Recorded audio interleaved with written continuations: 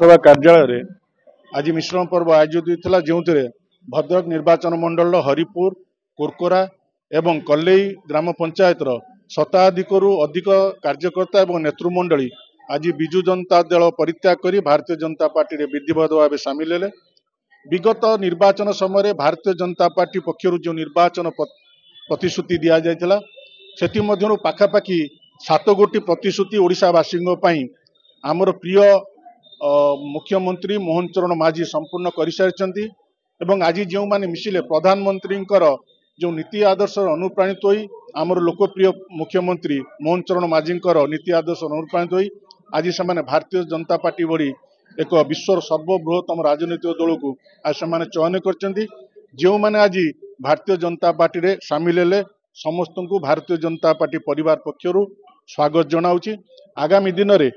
जो मैंने आज सामिल है से पंचायत रे भारतीय जनता पार्टी तृणमूल स्तर में संगठित होगा सहित से पंचायत रे दीर्घ दिन जो समस्या रही खूब शीघ्र से समस्या समाधान घटो। ओडिशावासी बा भद्रक जिला कले ग्राम पंचायत सबुआडे परिवर्तन होती जे कि समस्ते नवीन बाबू को भल पाउले कि जो माने सहयोगी कार्य कले अतिष्ठ हो बहु लोक बीजेडी छाड़ी बीजेपी दल में सामिल है। आमे भी सही चिंता कलु जदि बीजेपी दल एक बृहत दल